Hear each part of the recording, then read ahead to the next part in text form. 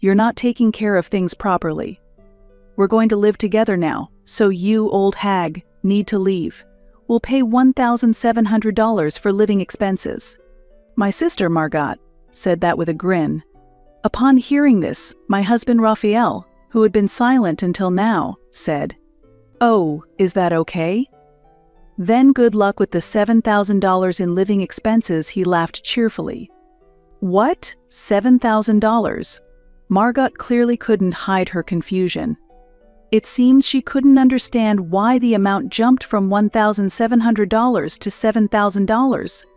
Smiling, Raphael said, "Look at this," and showed Margot and the others a detailed statement that explained the $7,000 expenses.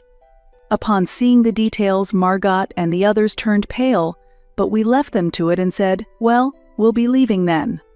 After that, we left the house. My name is Penny, and I am 37 years old.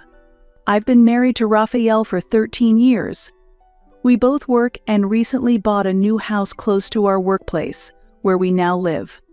My parents had been living in a rental apartment up to now, and my sister Margot and I grew up in that apartment. That apartment held many memories. However, the apartment is deteriorating and is scheduled for demolition in 6 months. My parents were forced to move out and were looking for a new place when Raphael suggested, "It's going to be hard for your parents to find a new place now. We have a spare room, and if they think it's a good idea, they should definitely come live with us." My parents are already over 70, and there has always been a constant worry about whether they could respond quickly in an emergency. So Raphael's idea to live together was very reassuring for me. Raphael himself is the second son, and his parents are already living with his elder brother's family, which might be why he was particularly enthusiastic about our parents living with us. My parents happily agreed to our plan to live together. My heart was full of gratitude to Raphael. At that time, as my parents were preparing to move to their new home, they consulted us. "We're thinking of having Margot and her friends help us move. Is that okay?" It turns out when my parents talked to Margot about the move, she responded, "Mark and I will help out."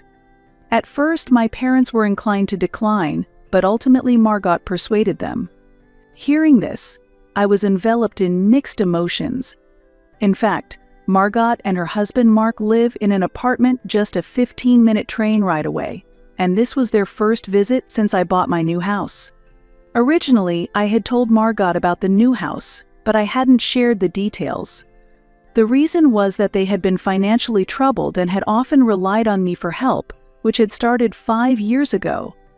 One day, out of the blue, Margot called to say, "I've decided to get married." At that time, our relationship was normal, so I sincerely asked, "Congratulations, what's he like?" Margot, a bit shyly, happily said, "His name is Mark, and he's very charming. He works as a carpenter, and he wants me to focus on the household." However, Margot's attitude began to change gradually after that. She started asking for money. "Big sister, I'm really sorry, but could you lend me $500? It's been raining a lot lately, and Mark hasn't been able to work much, so we're short on living expenses. I'll pay you back with my next paycheck. Please help." She began asking almost every month. Initially, I lent her money casually, but recently I have stopped doing so. The reason is that Margot has never paid me back. Recently, when I refused another of Margot's requests for money, she furiously accused me. "You're stingy. It's just $500, isn't it? You work for a big company, so you should be able to afford it. Do something to help your struggling sister." With Margot coming to my house, I'm afraid she might ask for more money. The reason is that my house is quite spacious. Therefore, it wouldn't be surprising if Margot assumes that we have financial flexibility. I was looking forward to the day my parents move in, yet I spent my days filled with anxiety. And then, the scheduled Sunday for my parents' move arrived. I was nervous, waiting for the arrival of my parents and Margot and her husband. That day, Raphael was suddenly called into work, so he wasn't at home. As a result, I had to welcome them by myself. After a while, the doorbell rang. When I opened the door, Margot was standing there holding our mother's suitcase, saying, "Sis, the luggage is heavy. Hurry up and open the door." But wow, what a big house.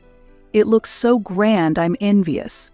"Mark," with a somewhat condescending tone, said, "Penny, don't just stand there, let us in." He was carrying a small chest of drawers, clearly struggling with it. "Sure, please come in." In this way, I welcomed Margot and her husband into my home. When Margot was shown the bedroom designated for our parents, she murmured in a low voice, "This is your parents' room?" "It's bigger than my apartment." "Is it really okay?" "Such a big room, I'm grateful, but..." Mom asked modestly. Dad seemed a bit confused as he gazed around. "We weren't really using this room." I assured my parents that they weren't imposing anything on us. In fact, this room was originally intended as a child's room. However, my husband and I have been busy and haven't been proactive about having children for 13 years. That's why we decided to offer this unused room to my parents. "Huh, you could have lent it to me. You're still stingy, sis," Margot commented while organizing our parents' luggage. Eventually, the moving process for my parents was completed in about 2 hours. This was because they had disposed of most of their belongings. All the appliances were picked up by recycling companies, and the proceeds were given to Margot and her husband as a token of gratitude for their help. Clothes and other small items were also given away to neighbors or disposed of. Thus, the room my parents moved into was spacious enough to accommodate all their belongings. Mark, thank you," my mother expressed her gratitude. As Margot nodded to my mother's words, she turned to speak to me. "Would it be okay if I come to visit occasionally? Since our family home is gone, I want to see Mom and Dad," Margot said. Indeed, the apartment where my parents previously lived has been terminated. Given Margot's desire to see our mother, there's no particular reason to deny her visits. "So," I replied. "Of course, that's fine. However, I'm quite busy with work, so I won't have much time available." "No problem. Thank you." Margot expressed her gratitude.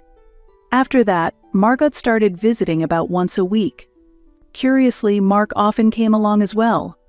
Although Mark is supposed to be at work, he sometimes visits on weekdays, and my mother happily reports. Today, Mark has come along too. Since Margot and Mark's visits increased, troubling issues have arisen at home. Things are missing again. Every time I open the refrigerator or cabinets, I notice that food and household items are dwindling. Initially, it was just vegetables and toilet paper disappearing gradually. However, recently, expensive items like the premium ham my husband received from his boss for a mid-year gift and cosmetics I bought at the department store are missing. At first, I thought perhaps my mother was using them, but she said she wasn't involved. I haven't touched anything, she stated plainly. Really, it's becoming troublesome, especially since recently, it's only the expensive items that are disappearing, I complained. My father responded, "Okay, I understand. I'll also keep an eye out. Please, let's not cause any more trouble," I quietly told my parents. However, after that, Margot didn't respond to my emails, and our household items continued to disappear, increasing my frustration. 3 months passed, and my patience reached its limit. The disappearance of Raphael's personal belongings and mine continued. Recently, a high-end brand wallet I gave to Raphael for his birthday went missing. Margot or Mark is most likely the culprit. This is clearly theft. Margot has recently been coming to our house frequently on weekdays when we are not around, and even if I replenish the food, it disappears by the next day. As a result, maintaining our food stock became a challenge. To address this, Raphael and I decided to take a day off work and have a serious talk with Margot to stop her from coming to our house any further. On the day of action, we pretended to go to work as usual but hid nearby our house, waiting for Margot and Mark to arrive. About an hour later, Margot and Mark appeared. "Isn't Mark supposed to be working?" Raphael muttered to me, but I couldn't answer as I didn't know the details. Just 5 minutes after Margot and Mark entered the house, we returned home. I'm back. I said that as we entered, and Margot appeared, looking startled. Why are you here, big sis? It's a weekday, isn't it? Aren't you supposed to be at work? And Raphael is here too. Margot was clearly flustered. I took the day off because we need to talk to you, Margot. I explained confidently. Mark and my parents rushed to the entrance, looking surprised. I glanced at Mark and said calmly, "Since you're here too, Mark, it's good timing. We came here to tell both of you not to come to our house ever again." Upon hearing this, Margot suddenly became furious and retorted, "What are you talking about? I come here during the day to keep Mom and Dad company while you're away. If you need to talk to Mom and Dad, you can do so at a nearby cafe. It's within walking distance for them." I suggested calmly, "It costs money to talk at a cafe." "I don't have that kind of extra money." Margot snapped back irritably. With a deep sigh, I responded, "So that's why things are disappearing from our house. You've been stealing them, haven't you? I really feel like calling the police." Raphael nodded in agreement and added, "I can't find the birthday wallet that Penny gave me. I was planning to switch it out on my next day off. Can we get it back soon?" Mark was clearly panicking and exclaimed, "We're family, aren't we? Why are you doubting us?" There's no doubt that Mark stole Raphael's wallet. I declared firmly, yet calmly, to them, "Leave this house right now. If you never set foot here again, we'll forget this incident ever happened. But from now on, we're cutting ties with you, Margot. Goodbye. I no longer want to be involved with those who steal. Although it's painful to admit that we don't have evidence of past thefts, there's nothing else to be done but to let it go." Nevertheless, Margot and her husband were not ready to accept this. "So I won't be able to see Mom anymore. You villains." Margot shouted at me angrily. I then offered an alternative. "How about you live with Mom and Dad then? You can be their companion every day.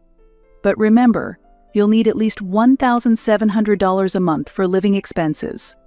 I doubted Margot and Mark could afford that amount. However, as the argument escalated, Margot became defiant. "You're not taking care of things properly. We're going to live together now, so you, old hag, need to leave. We'll pay $1,700 for living expenses." Margot said that with a grin. Raphael, who had been silent until then, finally spoke. "Oh, is that so? Then good luck managing the $7,000 in living expenses." And he laughed brightly. "What? $7,000? Margot was visibly confused. She didn't understand why the amount had jumped from $1,700 to $7,000. Smiling, Raphael said, "Look at this," and showed them a detailed statement that explained the $7,000 expenses. Seeing the details, Margot and Mark paled, but we left them to it and said, "Well, we'll be leaving then." We then left the house and headed to a nearby hotel. As soon as we entered the room, we both collapsed from exhaustion. The tension of the situation had drained us both too much. "I'm really tired today." "Sorry for putting you through this, Raphael," I said. Even though it was still before noon, I felt extremely tired. It seems like common sense doesn't apply to Margot or my mother, and their excessive behavior still left me feeling unsettled. Raphael said, "You must be even more tired, Penny. Margot is unreasonable, but your mother-in-law is quite unusual too." It seemed like Mom was turning a blind eye to Margot and Mark's thievery, and she stayed silent during the recent argument. Perhaps Mom believes that she and Margot have done nothing wrong. Maybe she doesn't even recognize the theft as such because it's a family matter. Mom has always favored Margot, which is why she always prioritizes her requests. I was always focused on my studies and didn't bond much with Mom. I studied hard with the goal of getting into a top university. Thanks to my efforts, I was accepted into my first choice and later secured a job at a major company. On the other hand, Margot neglected her studies and was more interested in chatting and playing with Mom. As a result, she only managed to get into a mediocre university and struggled with job hunting. Margot was only hired as a contract employee, not a full-time one. However, it seems that for Mom, the less clever the child, the dearer they are. Mom always favored Margot, even making a distinction between our birthday presents. What should we do now? It's almost like we've been robbed of our home, Raphael asked timidly. It seems he feels unable to take any drastic action because Margot and Mom are his family. But for me, forgiving Margot and Mom is out of the question. Of course we will fight this thoroughly, I answered resolutely. I explained the situation to Raphael calmly. Raphael nodded silently. Having been insulted to this extent, I resolved not to remain silent. I decided to sever my relationship with Mom, just like I did with Margot. Later in the afternoon, we headed to a local law office. A few days later, we returned home with a lawyer. When we rang the doorbell, Margot answered, "Hi, what? Big sis. What do you want now? I have something to discuss about the house." "Please gather everyone in the living room," I asked Margot. "Why do I have to do that?" "It's such a hassle." Margot sounded annoyed. "Hurry up. We won't leave unless you do. We have a lawyer with us," I said sternly. "Okay, fine." Margot responded, clearly rattled by the presence of the lawyer, and hurried off to call Mark and our parents. Eventually, everyone gathered in the living room, which was messy and littered with candy wrappers everywhere. We had cleaned the house thoroughly before we left, but it was clear that no one had touched it since. "So, what's this about?" "I don't really have anything to say." Margot started reluctantly. "Did you come to take back the house? We're living here now, so it's impossible." Mark said that to me with a smile. Mom also spoke to me. "Penny, you and Raphael have moved out, right? I'd prefer to continue living here with Margot and Mark. They keep me company, and it's fun being with them." "Being with you always made me feel like I had to be on my best behavior, which was exhausting," she said with a wry smile. Knowing that Mom saw me that way hurt a little. What was all the time we spent together for? Feeling empty from her remarks, I decided to cut off my feelings for Mom. "Raphael and I don't mind leaving this place at all," I replied. "Yeah, maybe we didn't need this big house after all," Raphael continued. "If that's the case." Margot suddenly brightened up. Mark and my parents also looked visibly pleased. Seeing their reactions, I delivered the final word. "However, there's a condition." "You guys will have to buy the house," I said, and Margot's face fell. "What? You mean the mortgage details we paid before you left?" $5,300 a month. Are you joking?" Margot objected to the amount, but the price was fair. The house is located near the center of town, just a 5-minute walk from the station, and features a spacious 4-bedroom layout.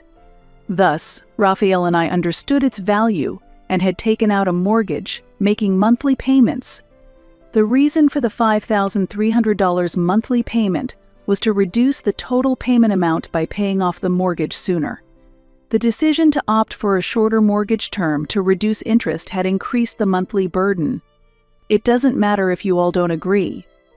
Raphael and I co-own this house, so if you want to continue living here, you'll need to buy it from us. Now please proceed, counselor, I said, handing over to our lawyer. The lawyer nodded confidently and told Margot and her family, "Here is the sales contract. Please check the amount, and we will need your signatures." Their expressions changed as they looked at the documents. "Why is the selling price $1,500,000? This is a ripoff," Margot exclaimed, trembling. However, this amount was calculated based on the remaining mortgage and was quite reasonable considering the market value of the area. As the lawyer explained the details, Margot and Mark's faces grew increasingly pale. "This is impossible. We can't afford this," Margot said, shaking. My parents were also astonished. They probably hadn't realized the house was worth so much. If you can't pay, then why have you been squatting here forever? I thought you wanted to stay and were planning to buy it. Now, please sign. Margot, you can take out a mortgage to cover it, right? I pressed. Trembling, Margot apologized. I'm sorry. I was just envious knowing you lived in such a nice house. I didn't think it through. Mark also muttered slowly, I'm sorry. But even if I work every day of the year, I wouldn't be able to earn that kind of money. Mom suggested to Dad, we can't afford this high amount. Maybe it would be better if Penny and Raphael live with us. We can eat delicious meals together. Dad looked distressed. I stated firmly, Raphael and I have no intention of living with you after being betrayed once. We plan to live our lives on our own from now on. We are also cutting ties with you, so please understand. I declared this to my parents. From now on, I would have no dealings with Margot or my parents.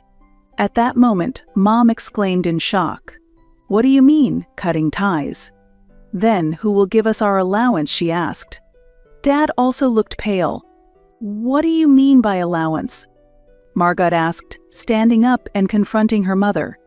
In fact, in addition to the $1,700 for living expenses, we used to give Mom and Dad an allowance of about $2,000 a month. It has decreased a bit since we started living together, I replied. Margot was shocked, exclaiming, then $7,000 isn't nearly enough.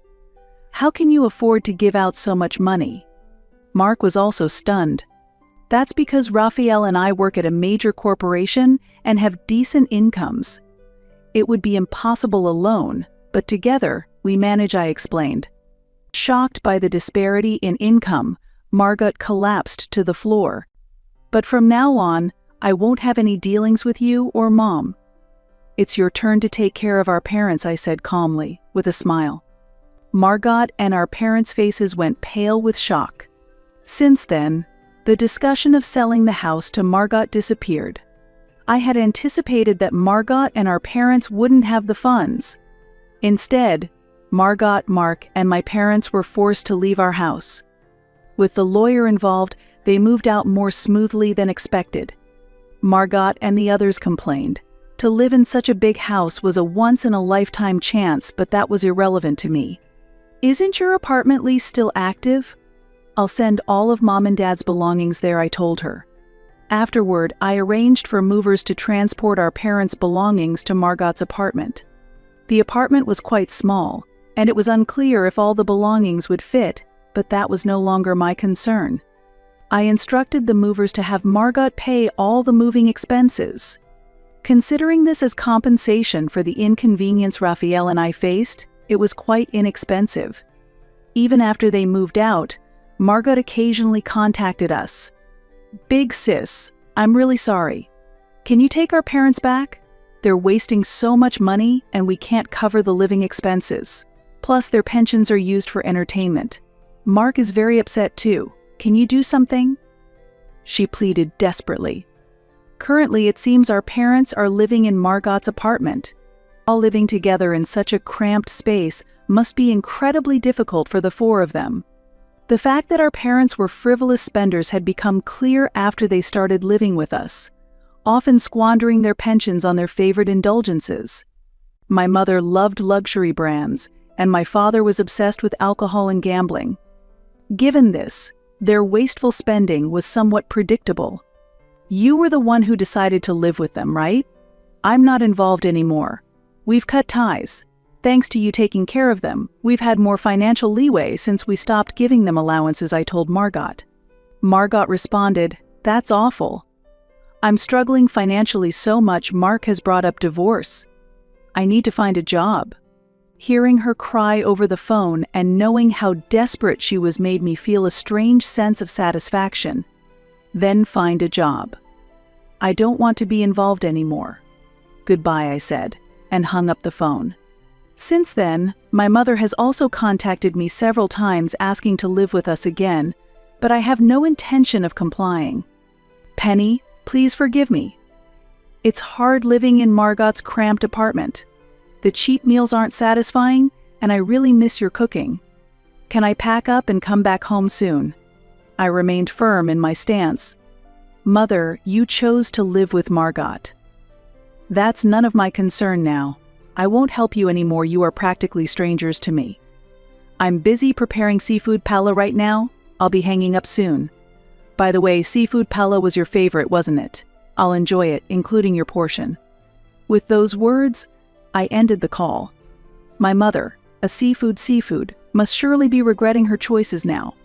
3 years have passed, and Raphael and I continue to live our lives unchanged. There have been times when Margot or my mother visited and I had to call the police, but lately it has been peaceful. Ultimately, both Margot and my mother chose divorce. Mark and my father distanced themselves from them, understanding that this would allow them a more peaceful life. Margot, who has been dedicated to her family and lacks income or job experience, finds job hunting extremely difficult. My mother, who has been a homemaker for many years, only receives a small pension. It's clear that having such financially burdened people around makes it impossible to sustain a stable life. Thus, Mark and my father chose divorce and distanced themselves from Margot and my mother to achieve a better quality of life. While Mark and my father have managed to escape the immediate problems, they haven't completely evaded the consequences of their decisions. After splitting from Margot, Mark tried to return to his sporadic carpentry work, but it hasn't been going well. He faces cold treatment from other craftsmen and is harshly utilized, which doesn't bode well for him. With no experience outside of carpentry, transitioning to another field presents a challenging path. It seems he will have to continue facing these difficulties as he works. After divorcing my mother, my father has been wandering from one relative's house to another, feeling increasingly uncomfortable. At 73, finding and affording a rental property is a daunting task, and it seems he will continue to live in constrained circumstances. The reasons for the divorces in the family were made starkly clear when Margot and my mother dramatically announced their separations. My mother's excessive spending worsened her marital relationship, while Margot's divorce was due to an affair. Their financial desperation became evident when Margot and my mother came begging to be let back into the house. We hardly have any income between the two of us, so we're behind on rent and about to be evicted from our apartment. Please let us stay with you. As Margot began her plea, my mother, also desperate, shouted, "Help us. I don't mind if it's just me. Let me at least have some seafood. It wouldn't be fair just to help Mom, right?" At that moment, I had to call the police as Margot and my mother argued fiercely in front of our house. It's likely their personalities will never change. With the police involved, visits from Margot and my mother finally ceased, which was a relief. Since then, my life has taken a significant and joyful turn. I became miraculously pregnant. Now, with my belly quite large and walking becoming increasingly difficult, I've taken maternity leave, planning to extend it into parental leave until our child turns 1. Though we were worried about what might happen, we need to work even harder now. For our child, Raphael expressed his renewed commitment. Yes, from now on, it's about the 3 of us pulling together, I agreed, sharing a laugh with Raphael. Though I've cut ties with Margot and my parents, I have Raphael and our unborn child. Moving forward, we plan to cherish the family we have right in front of us, not just those bound by blood. I truly believe that from the bottom of my heart,